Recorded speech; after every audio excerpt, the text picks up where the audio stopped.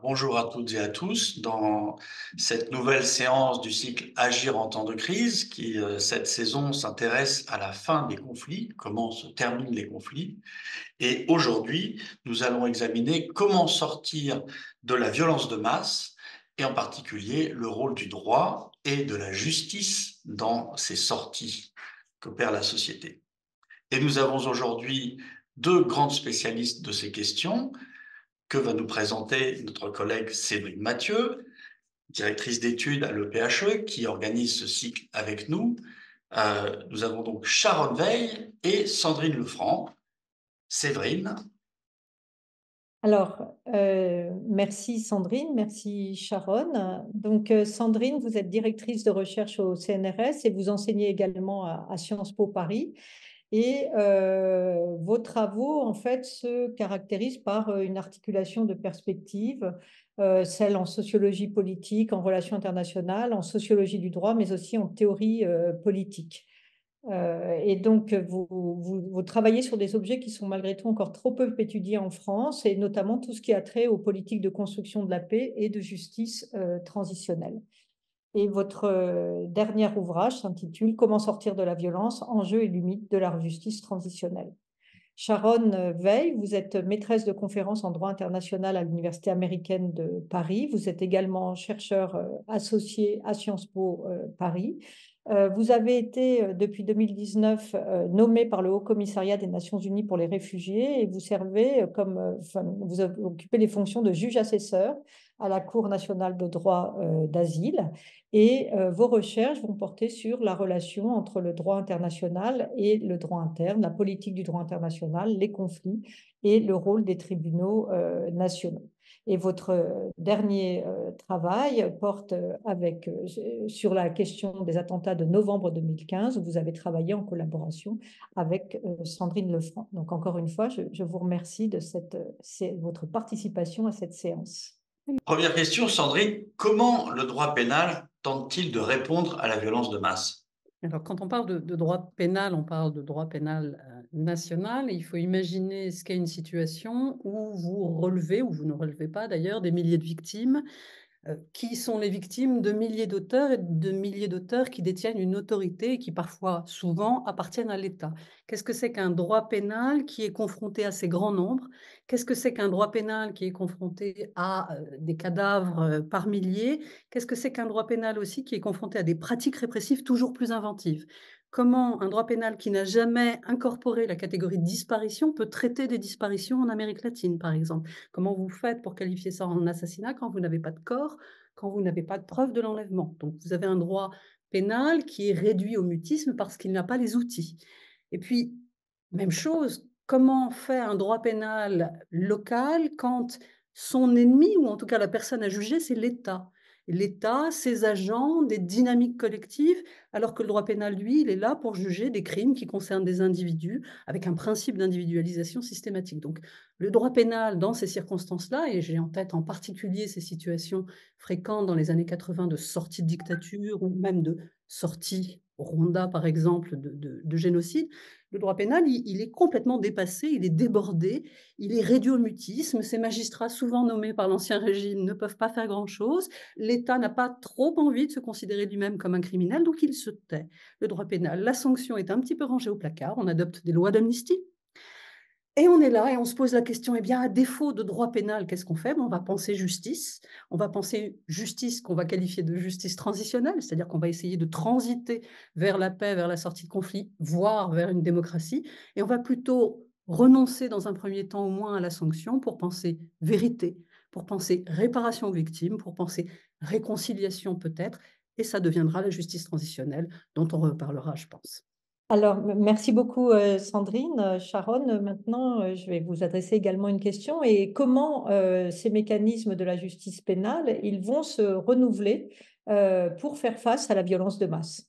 Alors, au niveau de justice, ce qu'on appelle la justice internationale, on a créé différents mécanismes pour adresser ces procès qui vont être des procès pénaux, mais quand même très, très particuliers, comme Sandrine vient de le dire, avec beaucoup de victimes, des cas très, très complexes, parce qu'au niveau de l'enquête pénale, c'est des dossiers énormes. Voilà, c'est toute une justice qui est très, très complexe.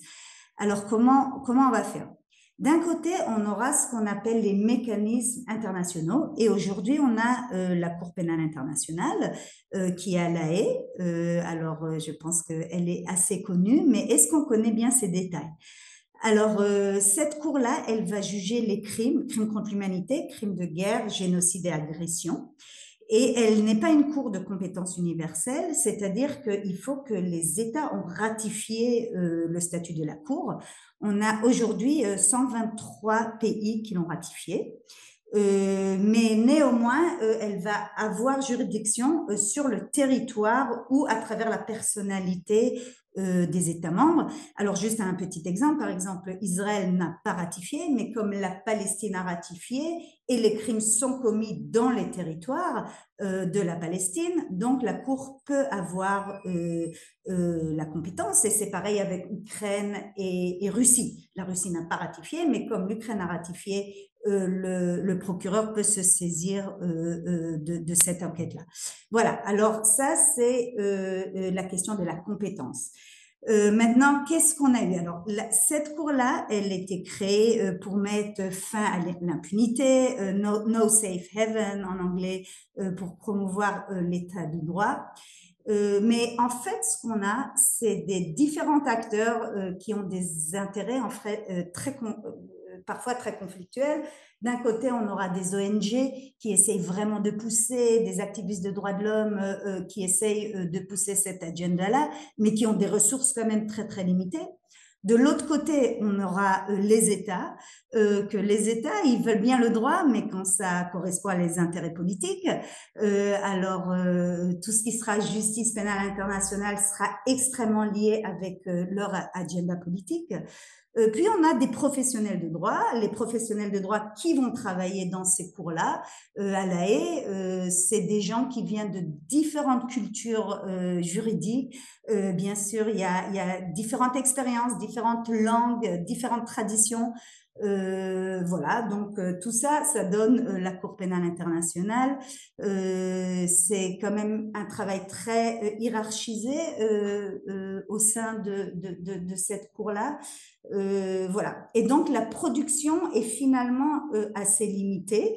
Même qu'on a quelques enquêtes, on a très très peu de cas et finalement elle sera très ancrée dans un contexte politique. On a vu qu'avec Poutine, très très vite, on avait issu un mandat d'arrêt. Quand il y a d'autres cas comme par exemple les crimes contre les migrants, même qu'il y a une plainte qui est déposée depuis quelques années, il n'y a rien qui avance. Voilà, bon, tout ça, c'est la structure de cette cour internationale. En parallèle, on a des procès au niveau des tribunaux nationaux. Et là encore, c'est bien de différencier de différents types de procès. Alors, on a des procès contre des propres citoyens, des propres co-citoyens.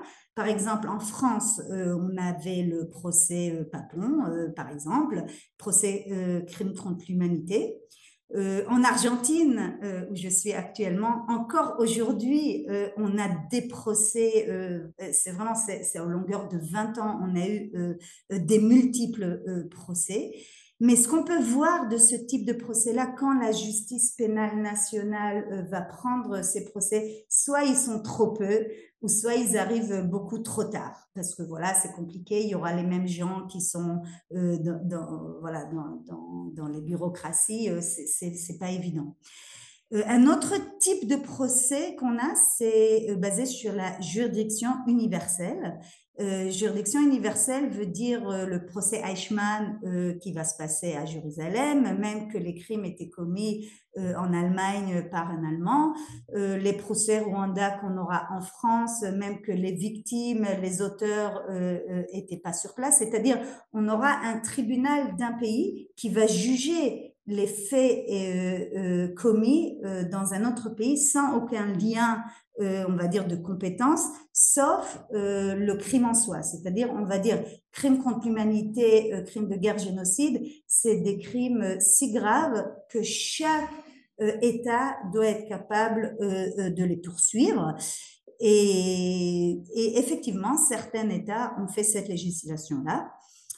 Après, pour ces procès-là, on aura des problèmes de légitimité, des problèmes de perception, c'est-à-dire avec Sandrine, on est allé plusieurs fois, c'est-à-dire Sandrine déjà a fait un grand travail sur les procès rwandais à Paris, et quand vous allez voir les procès de Libéria qui se passent à Paris, alors quand même on voit un juré qui est fait de personnes françaises qui doivent juger ce qui se passe en Libéria avec quand même une compréhension plutôt limitée de la situation là-bas. Pour les victimes, c'est très très loin. Voilà, c'est un type de justice quand même qui est un peu problématique. Et la troisième manière de juger, c'est tout simplement juger son ennemi. Alors, on voit ça dans les tribunaux militaires, par exemple, en Israël, où on juge des Palestiniens. On a vu ça à Guantanamo, quand les Américains ont essayé de juger. D'ailleurs, même en ce moment, ça, c'est pas très connu, mais à Guantanamo, on a le procès du 11 septembre. Et aujourd'hui se pose la question, est-ce que l'Ukraine va juger des soldats russes? Alors, voilà, c'est très bien de faire ces procès-là, mais après, la question qui se demande, est-ce que ces cours-là arrivent à être indépendantes et appliquer le droit comme il se le faut? Voilà, alors là, on a parlé de cours international, de cours national, et le troisième type de procès qu'on aura, c'est un peu les procès mixtes. On va prendre un peu les bonnes choses de l'international, les bonnes choses du national, et on va essayer de créer ces justices hybrides. Et le meilleur exemple qu'on a peut-être, c'est le procès de Hissène Habré. Hissène Habré était le ex-dictateur du Tchad, l'ex-président du Tchad, qui va être jugé beaucoup d'années après, mais il va être jugé au Sénégal dans une juridiction spécialement créée pour juger les crimes qu'il a commis. Il y aura une grande participation des victimes qui sont venues du Tchad au Sénégal, et international dans le sens que la communauté internationale va aider à financer ce tribunal-là. On aura des juges qui sont à la fois nationales, à la fois internationales. Voilà, alors on essaye de faire un peu un mix, mais quand même essayer de rester au plus proche des victimes et pas de faire les procès à la haie. Voilà, et ça, c'est les mécanismes de droit pénal qu'on a aujourd'hui. Merci. Merci. Et donc, à côté de cette justice, s'est développée ce que vous avez appelé une justice transitionnelle, Sandrine. Est-ce que vous pouvez nous dire ce qu'il en est, quels sont ses moyens, ses limites? Oui, alors il faut qu'on arrête de faire une étagère très compliquée avec des strades, des compartiments. La justice transitionnelle, on l'appelle justice, on ne pourrait pas l'appeler droit. C'est-à-dire que c'est plutôt une justice politique. C'est un compromis politique qui est un effort pour rendre justice alors même que le droit, comme je vous l'ai dit, est plutôt impuissant. La justice transitionnelle, ce sont ces trois mots forts que j'ai évoqués tout à l'heure. C'est de la vérité, c'est des réparations aux victimes et c'est quelque chose qui tend vers la réconciliation, ou en tout cas qui veut pacifier le conflit social. Ça prend des formes extrêmement variées. On peut y trouver des politiques de mémoire en bonne et due forme. On peut voir les cursus d'histoire complètement remaniés. Des statuts peuvent être érigés. On peut réformer les polices, enfin les forces de police et les forces de sécurité. Et puis, globalement, quand même, c'est surtout des mécanismes qui s'intéressent aux victimes, avec cette institution emblématique qu'est la Commission de vérité et de réconciliation, qui veut à la fois construire un récit partageable par tous. Qui a tué qui, pourquoi on les a tués. Donc on essaye de produire une histoire qui soit audible par tous, et une histoire qui est assez audacieuse, puisqu'elle entend dire que celui qui hier était le terroriste doit maintenant être appelé victime. Donc c'est tout un exercice pédagogique autour d'une histoire nouvelle. C'est aussi des espaces, ces commissions de vérité et de réconciliation, qui, en plus de vouloir changer un peu la vérité historique, font une place aux victimes. C'est-à-dire qu'on va, comme en Afrique du Sud, se promener dans l'ensemble du pays, parler les 11 langues du pays et faire venir les victimes pour leur dire Merci d'avoir offert votre contribution, votre blessure est là pour le prouver, ou la mort de votre fils est là pour le prouver, à l'histoire du pays. Merci madame. Veuillez nous raconter votre souffrance, racontez-nous ce qui s'est passé, faites avec nous l'histoire de ce pays. Donc, ce sont des espaces de reconnaissance des victimes qui viennent là pour à la fois constater les limites du droit, constater le fait que le compromis politique interdit de poursuivre, hein, on est obligé de faire avec des lois d'amnistie.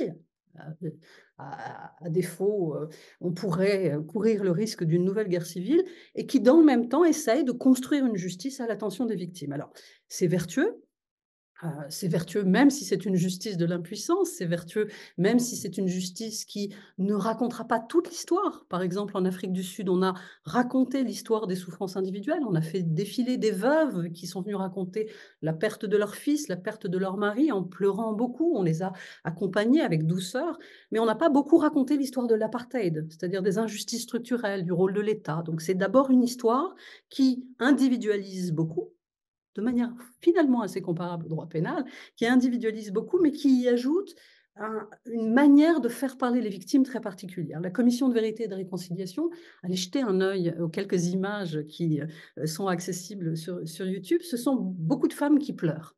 Alors, moi, j'ai rien contre les femmes qui pleurent, même si j'aime bien les savoir en colère de temps à autre, mais faire pleurer des femmes, ça n'est pas juste accueillir ce qu'elles ont envie d'exprimer. C'est-à-dire que ce sont des institutions qui, parce qu'elles ne peuvent pas mettre le feu, parce qu'elles ne peuvent pas renouveler le conflit, vont amener les victimes à parler une langue particulière. On va leur demander de ne pas trop insulter l'ennemi. Hein. On n'est pas en Ukraine, comme ce qu'a raconté Sharon, ou à Guantanamo. On ne torture personne et on n'insulte personne. On n'est pas entre ennemis. On est tous des pères, des mères, et on a tous perdu nos fils. Et donc, on doit converger vers une souffrance commune. Et ça suppose d'amener les victimes à calmer leur colère, à ne pas utiliser l'insulte, à ne pas trop non plus utiliser le langage de la politique. Par exemple, ces femmes vont devoir raconter ce qu'elles sont en tant que veuves ou en tant que mères ayant perdu leur fils, plutôt qu'en tant que militantes. Donc, on cadre un langage qui soit un langage très doux et chaleureux pour les victimes, tant mieux, mais en même temps un langage qui a une fonction politique avouée de permettre que le compromis politique s'installe, de permettre que personne ne se fâche, de permettre que le conflit ne revienne pas.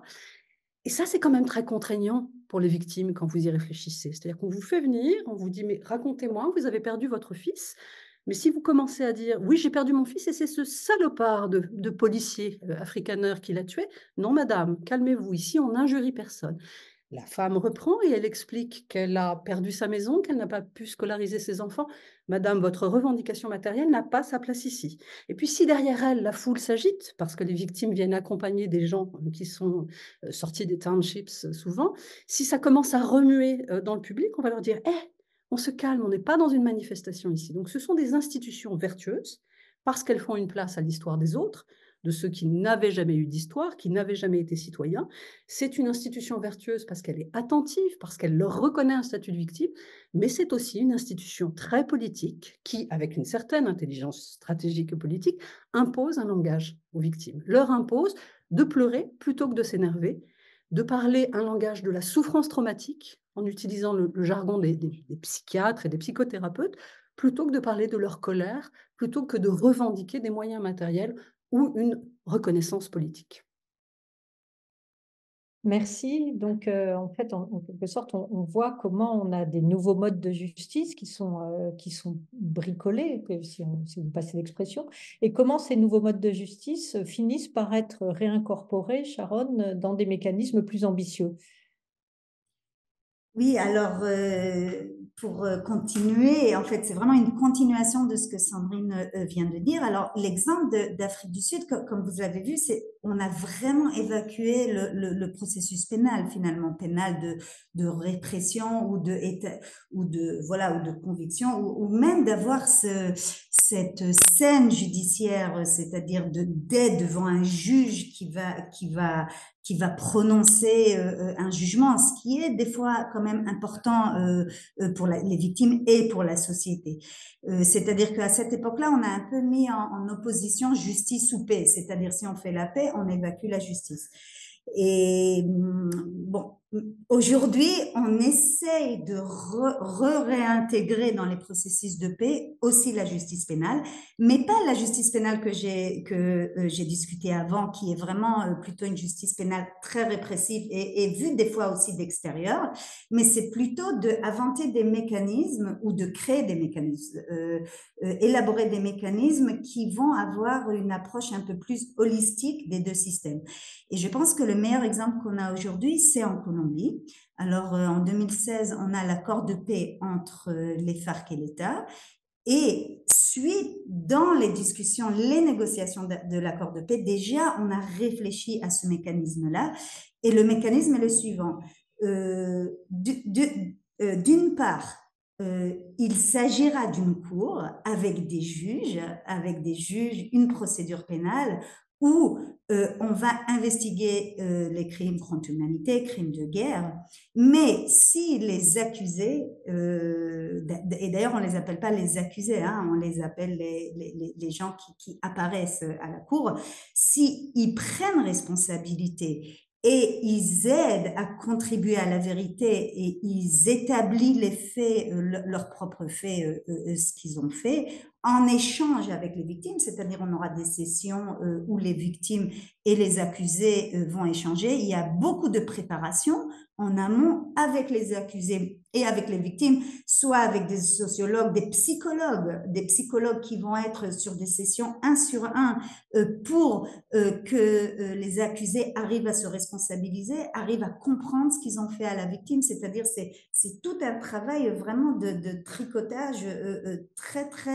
qui va très en profondeur par rapport aux violences qui étaient subies. Et d'ailleurs, on va même créer des macro-cas, c'est-à-dire ce ne sera pas une justice individuelle 1 sur 1, mais on va essayer de comprendre les violences qui étaient commises sur un territoire ou sur un type de violence comme le kidnapping.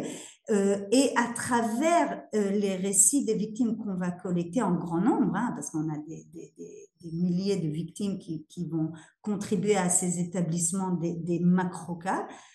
Et après, les gens qui vont participer à ce mécanisme-là, les accusés, ils vont aussi contribuer à la compréhension. Alors, on n'est pas dans un procès pénal, un accusé, un victime en direct, établir les preuves 1 sur 1. C'est vraiment plutôt des mécanismes plus généraux. Et une fois que l'accusé va se responsabiliser, il va demander pardon. Et dans ce cas-là, il sera responsable pour crime contre l'humanité. On ne va pas ne pas dire qu'il n'est pas accusé de crime contre l'humanité. Et il va avoir cette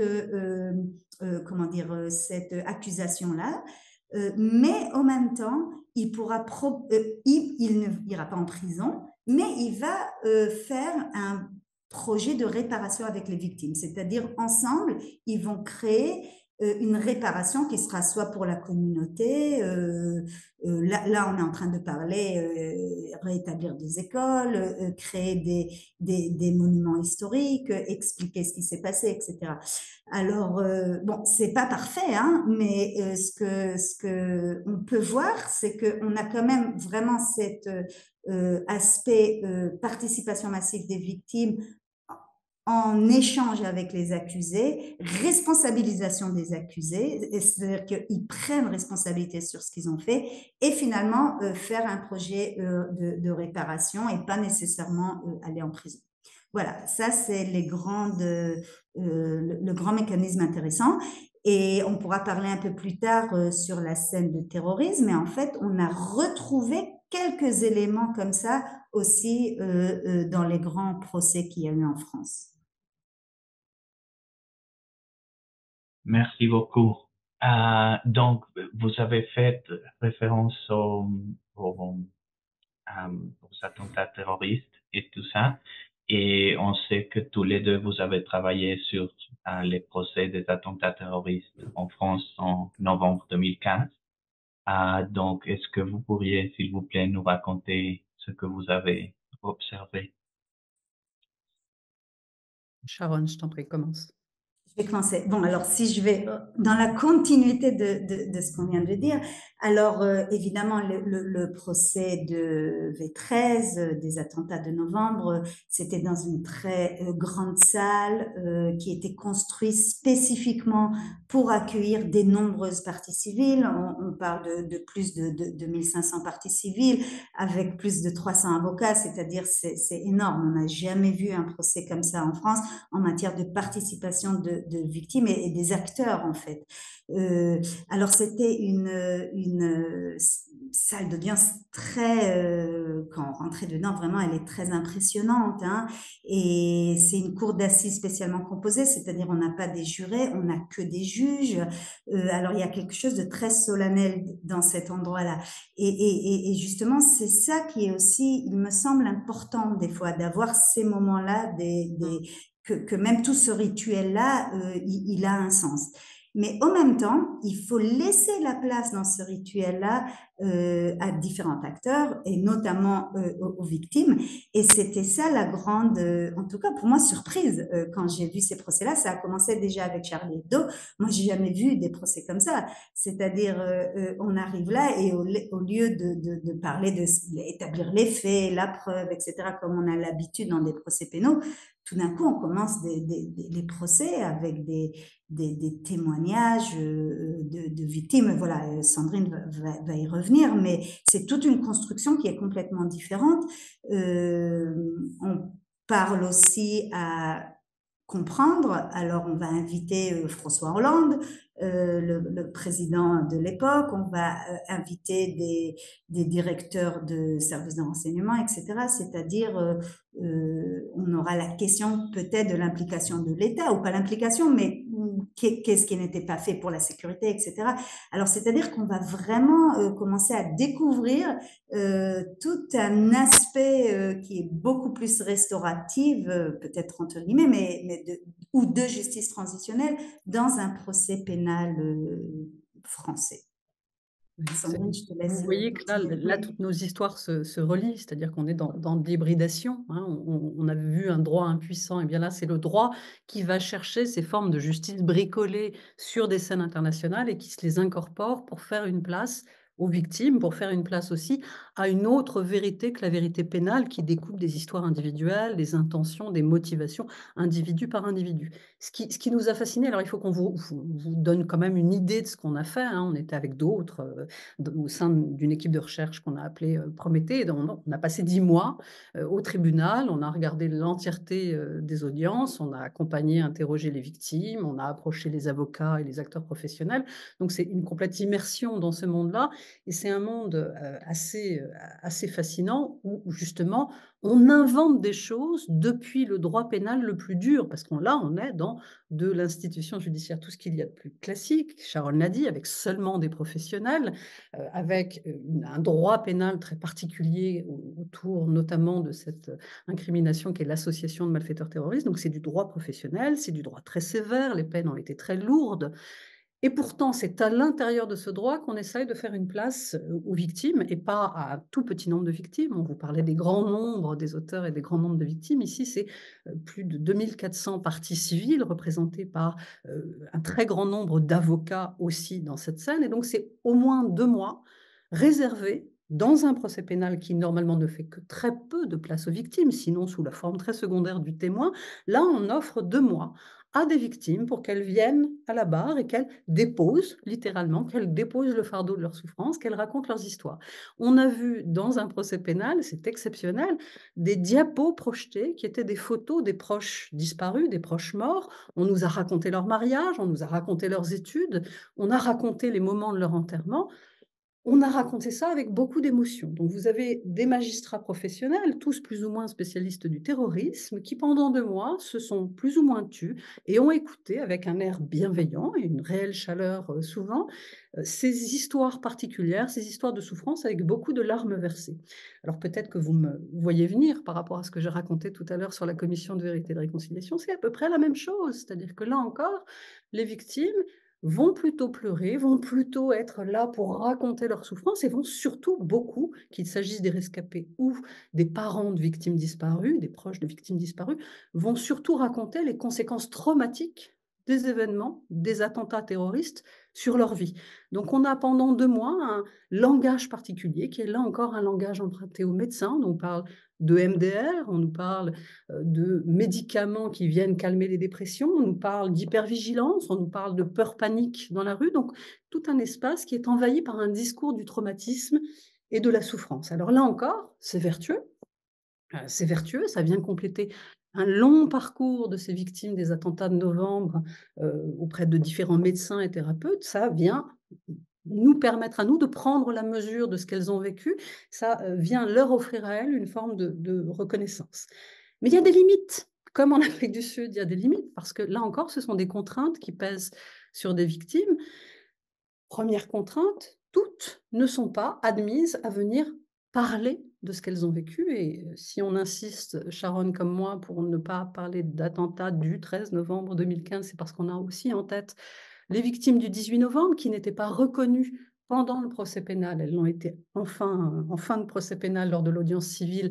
Elles n'étaient pas reconnues comme victimes. Ce sont les habitants de la rue du Corbillon, cet immeuble qui a abrité 2 organisateurs des attentats, qui a fait l'objet d'un assaut par les forces de police. On a représenté ça au cinéma assez récemment dans le film Novembre. Donc ce sont des habitants qui ont longtemps été considérés non pas comme des victimes des attentats terroristes, mais comme des victimes d'une opération policière. Elles n'étaient donc pas là, elles, admises pour raconter les conséquences traumatiques. Elles avaient une place à part sur un strapontin à certains égards, donc elles étaient là assez secondaires. Donc oui, on reconnaît les victimes, mais pas toutes. Et d'autre part, oui, on reconnaît les victimes, mais là encore, comme en Afrique du Sud, en leur demandant d'adopter un rôle de victime particulier, plutôt celle de la victime qui a souffert et qui a encore mal, et plutôt pas, là encore, la victime qui est en colère. Et Sharon expliquait que ces procès sont aussi fascinants pour la place qu'ils font à une vérité plus large, avec ces grands témoins que sont François Hollande. Il y avait quand même des choses qui étaient tenues en lisière, qui étaient un peu escamotées, et ce sont à certains égards, paradoxalement, les victimes qui se sont chargées de rappeler que c'était plus large que ce qu'on expliquait. J'essaye de donner juste 2 exemples. Certaines victimes étaient en colère, mais elles n'étaient pas toujours en colère seulement contre les gens qui étaient dans le box vitré, Salah Abdeslam et quelques autres. Elles étaient aussi souvent en colère contre les institutions de l'État, celles qui n'avaient pas su prévenir les attentats, celles qui n'avaient pas su répondre dans les temps pour gérer avec dignité les corps des morts, celles qui n'avaient pas su répondre aux familles dans les premiers jours. Donc il y avait beaucoup de colère et de volonté de dénoncer le rôle des institutions. Et puis, il y avait aussi beaucoup de volonté de comprendre. Le mot a été prononcé par Sharon. Les victimes, elles sont aussi venues dire, mais là, vous nous racontez une histoire de crime individuel, vous voulez nous présenter des hommes qui, parce qu'ils sont radicalisés, ont eu l'intention de tuer, mais vous ne nous racontez pas ce qui les a amenés à tuer. C'est-à-dire qu'il leur manquait une partie du scénario. Elle voulait comprendre certaines de ces victimes qui sont très proches sociologiquement des chercheurs que nous sommes, c'est-à-dire des intellectuels, des gens préoccupés d'enseignement. Et donc ces victimes particulières, Aurélie Sylvestre par exemple, sont venues dire, mais racontez-nous l'autre partie de l'histoire, la partie collective. Parce que ces types-là, ces jeunes hommes, Salah Abdeslam, ils nous font penser à des gens qui pourraient être nos voisins. Ils ont été nombreux parmi les parties civiles à venir dire, mais on voudrait comprendre la suite. Et ils sont même allés, en plus d'exprimer leur colère et leur volonté de comprendre les dynamiques collectives qui ont amené ces hommes à accepter de tuer ou à participer au meurtre de masse, elles ont aussi été assez nombreuses à vouloir une autre forme de justice. Et là, c'est un petit peu la boucle est bouclée, où le serpent se mord la queue, c'est-à-dire qu'on partait du droit pénal, on partait de l'absence de sanction, et là, on est à plein dans la sanction. Et c'est les victimes qui disent, mais la sanction, ça ne va pas nous suffire. Et je vais vous raconter une scène à laquelle on a assisté, Sharon comme moi et nos autres collègues, entre autres scènes assez troublantes, une scène finale où les accusés, après avoir prononcé leurs derniers mots, 3 d'entre eux sont en contrôle judiciaire, donc ils sont libres, ils sortent sur les marches du palais de justice sur l'île de la Cité, et là, de très nombreuses victimes, d'ailleurs avant même qu'ils sortent, vont vers ces 3 hommes et vont leur parler. Et cette scène-là, elle nous trouble, elle nous fascine, Sharon et moi, parce qu'elle vient faire entrer une forme de justice restaurative, et cette fois le mot peut être lâché, dans de la justice pénale la plus sévère. C'est-à-dire les victimes elles-mêmes disent qu'elles veulent bien dire leur souffrance, elles veulent aussi parler de leur colère, mais elles veulent aussi montrer qu'elles attendent autre chose d'une justice et qu'elles voudraient qu'on rende compte de ces attentats terroristes à hauteur de ce qu'ils sont, c'est-à-dire des histoires d'hommes, de voisins, de jeunes hommes qui ont choisi une voie et qui ont fait violence contre leurs concitoyens. Et ça, voilà, ça nous semble être le moment où tout converge et où ce sont les victimes elles-mêmes qui pointent les limites de toutes les solutions qu'on peut apporter aux violences de masse. Est-ce que je peux rajouter quelque chose par rapport aux accusés? Alors maintenant, j'aimerais bien regarder une seconde ce qui s'est passé aussi avec les accusés, parce que on a eu différents accusés qui étaient dans la salle d'audience, qui étaient dans le box. Alors, on a parlé des 3 qui n'étaient pas détenus, mais les autres étaient détenus.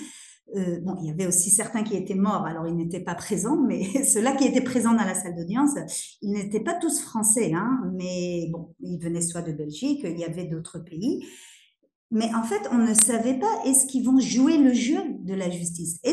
Quel intérêt finalement ils auront de venir là et raconter leurs histoires?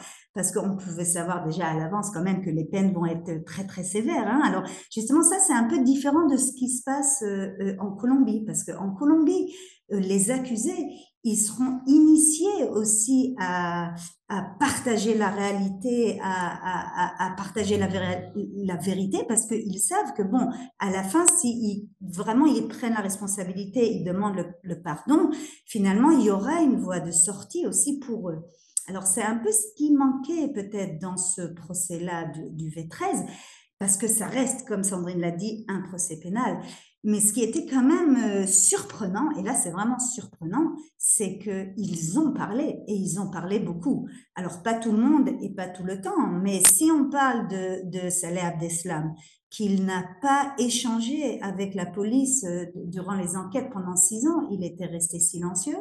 Le premier jour, quand il était à la salle d'audience, et je me souviens quand c'était son tour de parler, la salle d'audience était pleine, hein, le public était plein de journalistes, et quand le président lui demande une question, alors il disait « Monsieur le Président, je ne sais pas si je vais vous répondre ».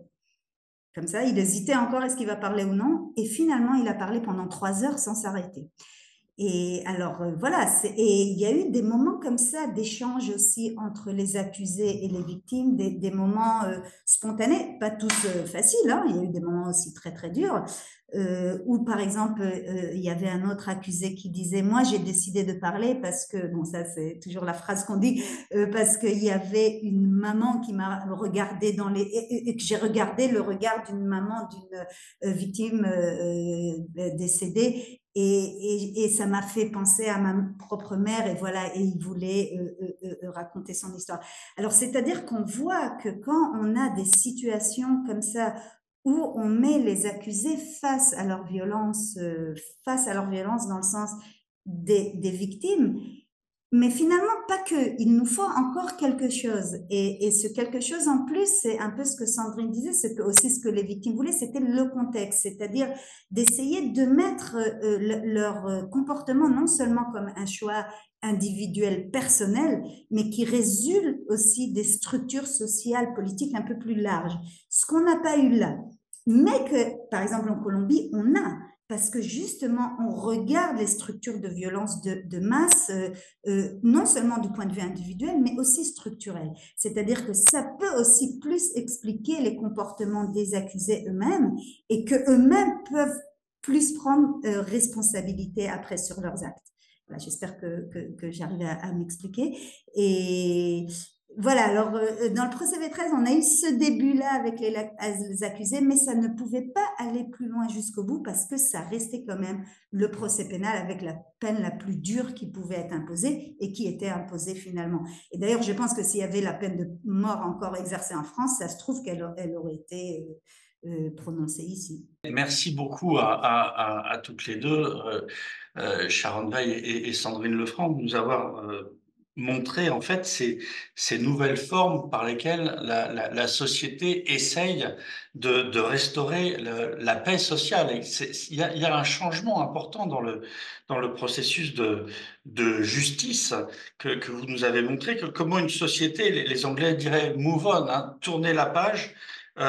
Et c'est ce que vous nous décrivez, si je comprends bien, c'est une espèce d'approche sociétale par rapport à ce qu'était la justice individuelle. C'est-à-dire qu'on garde ce format d'établissement des faits par des professionnels, par des juges, par des formats très institutionnels. On aboutit à un jugement social. Et ce ce qu'on semble chercher là, c'est plutôt une restauration que la satisfaction morale de la sanction. Et dans cette restauration, il y a l'aspect sanction, mais il y a l'aspect réparation, puisque vous nous montrez beaucoup. Et ça, je ne sais pas jusqu'à quel point c'est nouveau, ou si c'est un retour à une justice très ancienne. Il y a un aspect cathartique quand même, hein, avec les émotions, la reconnaissance la reconnaissance des souffrances. Et alors, c'est sans doute adapté à des périodes de crise sociétale, je ne sais pas, mais la question que j'aimerais vous poser pour finir peut-être, parce que est-ce que ça amène un changement dans l'esprit du droit? Dans l'esprit de quel droit? Je vais laisser Sharon en conclure sur l'esprit du droit, mais si vous parlez de changement de l'esprit du droit pénal actuel, qui est fait pour juger de l'individu à partir de catégories juridiques, sans du tout faire entrer la société, sans du tout faire entrer les victimes, évidemment que cela vient bousculer complètement la manière de fonctionner du droit pénal. Le droit pénal, il ne produit pas de vérité, il produit de la vérité judiciaire. Or, justement, dans tous les procès qu'on vous a racontés ou dans toutes les institutions non judiciaires dont on vous a parlé, c'est ça qui entre. Mais parlez-nous d'une vérité plus large, parlez-nous de la vérité des souffrances, parlez-nous aussi de la vérité de ce qui amène les uns et les autres à participer à ces violences de masse. Donc oui, c'est un bouleversement complet. Sharon, si tu veux raconter le bouleversement du droit pénal. Oui, c'est-à-dire, je pense qu'aujourd'hui, on a plus de critiques. C'est aussi des critiques féministes sur le mécanisme du droit, c'est-à-dire finalement comment on a inventé ce droit pénal et dans quel but. Et aujourd'hui, bon, on a beaucoup d'écriture et de critiques justement de passer d'un droit pénal répressif pour un droit qui va plus dans la direction de restaurative, de repenser justement la sortie de violence de ce que Sandrine disait, c'est-à-dire qu'on réintègre des gens, et surtout dans les crimes de masse, parce qu'il s'agit de milliers de personnes, alors de sortir pour un positif. Mais ça, c'est un processus qui prend du temps. Il faut avoir le temps. Il faut avoir une approche qui est plus individuelle, moins dans les catégories, mais plus spécifique. Et je pense qu'aujourd'hui, on va vers là. Et on voit, par exemple, juste un petit exemple, la Cour pénale internationale. La Cour pénale internationale qui a commencé avec 0 victime, c'est-à-dire c'était vraiment à la base du common law, c'était procureur, défense et un juge qui décide. Et on voit petit à petit que finalement, c'est les principes du droit du civil law, comme on voit en France, qu'il y a déjà des parties civiles. Et de plus en plus, on voit que le statut des victimes comme partie qui participe au procès, c'est pas encore idéal, mais ça s'élargit. Alors, je pense qu'aujourd'hui, quand on parle en tout cas de droit international pénal, on essaye de plus en plus ouvrir les portes à ces principes-là qu'on a discutés. Si vous me permettez un rebond, parce que Sharon vient de prononcer un mot parfaitement provocateur sur les approches féministes. En fait, la subversion de ce droit pénal, elle se retrouve sur la scène des violences sexuelles dans toutes les justices ordinaires. Et c'est justement, d'ailleurs, à ce propos des violences sexuelles et des violences intrafamiliales qu'on a, y compris en France, avec une réforme depuis 2014, des mécanismes de justice restaurative qui font l'objet d'une demande, alors encore très modeste, parce qu'on n'en parle pas beaucoup, mais c'est exactement ça. Comment on fait pour répondre à une autre forme de violence de masse que sont ces violences sexuelles qui ont été très largement ignorées ou maltraitées ou correctionnalisées par le droit pénal? Eh bien, la réponse, l'une des réponses possibles, c'est de permettre aux victimes de trouver autre chose que de la sanction. Donc c'est intéressant de faire le parallèle entre ces grandes violences politiques et ces violences discrètes mais répétées et violences massives que sont les violences sexuelles, et en constatant qu'on converge vers une même interrogation. Pas des réponses, hein, tout ça est toujours très limité. On nous demande toujours plus de pleurer que d'essayer de faire changer les normes sociales. Mais quand même, sur les 2 fronts, le droit pénal, il est interrogé de la même manière. Le procès France Télécom, c'était aussi un petit peu dans la même direction. Absolument, absolument. Toutes les Même formes chose. de violence collectives, administratives et institutionnelles font l'objet d'une réponse qui doit être différente. Avec en plus à chaque fois une même place faite aux sciences sociales, qui sont en règle générale complètement malvenues sur la scène judiciaire. Et bien, Sharon et moi, on a trouvé que toutes ces occasions-là étaient un merveilleux moment pour les sciences sociales, pour qu'elles apportent quelque chose à la compréhension des événements. Et c'est ce que vous avez fait pour nous aujourd'hui dans cette séance du cycle Agir en temps de crise. Merci beaucoup. Séverine, peux-tu nous dire quelle est la prochaine étape? Oui, merci beaucoup. Et bien, précisément, c'est formidable parce que notre échange d'aujourd'hui va nous permettre d'avoir une excellente base de réflexion pour la prochaine séance qui aura lieu en présentiel dans les locaux de l'IEA au 17 quai d'Anjou et qui aura lieu donc le mercredi 22 mai à 18h30 et qui portera sur l'après 13 novembre, comment faire mémoire. Et nous accueillerons Denis Péchanski, qui est historien, directeur de recherche au CNRS, Francis Eustache, qui est chercheur en neuropsychologie et qui est directeur d'études à l'École pratique des hautes études, qui sont à l'initiative du programme 13 novembre. Et nous accueillerons avec eux Aurélie Sylvestre, qui a écrit un témoignage qui s'intitule Nos 14 novembre. Voilà, donc vous y êtes évidemment conviés, Sharon et Sandrine. Nous serions ravis de vous avoir parmi les spectateurs, spectatrices. Et en tous les cas, je vous remercie sincèrement de cette séance. Merci À encore. vous. Merci.